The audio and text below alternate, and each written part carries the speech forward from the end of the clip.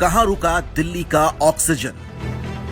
पूरी दुनिया में सबसे तेजी से कोरोना भारत में बढ़ रहा है और आज देश में सबसे बड़ी चुनौती है ऑक्सीजन। दिल्ली, जो कि देश की राजधानी है, जहां सिर्फ दिल्ली नहीं देश भर के लोग इलाज करा रहे हैं, उस ऑक्सीजन की डिमांड बढ़ना भी स्वाभाविक है। ऑक्सीजन पर हमेशा से केंद्र सरकार का कंट्रोल रहा है। ऑक्सीजन बनाने वाली कौन सी कंपनी के कौन से प्लांट से कितना ऑक्सीजन किस राज्य को दिया जाएगा, इसका फैसला केंद्र सरकार करती है। जिस राज्य में ऑक्सीजन का प्लांट है, उस प्लांट का सारा ऑक्सीजन उसी राज्य का नहीं होता। दिल्ली एक छोटा राज्य है। एनजीटी और केंद्र के कई नियमों के कारण दिल्ली में कोई ऑक्सीजन प्लांट नहीं है। अभी तक दिल्ली को ऑक्सीजन हरियाणा और यूपी के प्लांट से मिलता है। केंद्र के मुताबिक अभी तक दिल्ली का कोटा 378 टन ऑक्सीजन का था, जो कि हाल ही में 150 टन बढ़ा दिया गया है।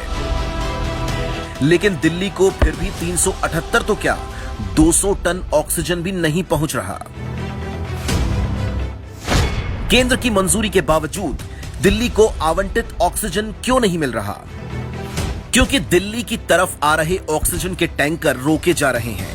यूपी से आने वाले ऑक्सीजन टैंकर्स को यूपी के अधिकारी रास्ते में रोक लेते हैं और राजस्थान से आने वाले दिल्ली के ऑक्सीजन टैंकर हरियाणा के अधिकारी रोक लेते हैं। यह तो गुंडागर्दी है। जब केंद्र सरकार ने दिल्ली को ऑक्सीजन भेजने को कहा, तो हरियाणा और यूपी सरकार कौन होते हैं इन टैंकर्स को रोकने वाले? दिल्ली की केजरीवाल सरकार लगातार दिल्ली में बेड बढ़ा रही है। इन बेड्स पर सिर्फ दिल्ली वालों का नहीं, आसपास के राज्यों के मरीजों का भी इलाज हो रहा है। लेकिन इन बेड्स के साथ ऑक्सीजन नहीं होगा तो इन लोगों की जान बचाना मुश्किल हो जाएगा। ये सिर्फ दिल्ली ही नहीं, देश भर की जनता की जान जोखिम में डालने वाली बात है। दिल्ली सरकार हाईकोर्ट का भी दरवाजा खटखटा चुकी है। हाईकोर्ट ने भी ऑक्सीजन कंपनी को दिल्ली का ऑक्सीजन पहुंचाने के आदेश दिए हैं, लेकिन वो कंपनियां भी कोर्ट में कह रही हैं कि यूपी और हरियाणा सरकार हमारे टैंकर दिल्ली नहीं पहुंचने दे रहे। हाल ही में कोरोना से जूझ रहे अस्पताल में ऑक्सीजन सपोर्ट पर इलाज करा रहे विधायक सौरभ भारद्वाज ने भी वीडियो ट्वीट कर अपील जारी की और कहा कि वो जिस अस्पताल में भर्ती हैं, वहां भी सिर्फ 3 घंटे का ऑक्सीजन अवेलेबल है। यहाँ की ऑक्सीजन भी 3 घंटे की बची है।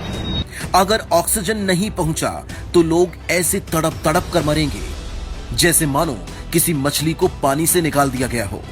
सौरभ भारद्वाज ने हरियाणा सरकार, यूपी सरकार और केंद्र सरकार से अपील की कि कम से कम दिल्ली के हक का ऑक्सीजन दिल्ली तक पहुंचने दीजिए। सेंट्रल गवर्नमेंट और हरियाणा गवर्नमेंट को ये रिक्वेस्ट करता है कि इस तरीके की चीजें ना करें। बहुत सारे लोग इस ऑक्सीजन पे डिपेंडेंट हैं। ये समय राजनीति करने का नहीं है। इस देश को हरियाणा, यूपी, गुजरात, दिल्ली में बांटने का नहीं है। ये समय एक होकर भारतीय की तरह सोचने का है। इस समय इस तरह की राजनीति की नहीं, बल्कि साथ मिलकर कोरोना से लड़ने की जरूरत है।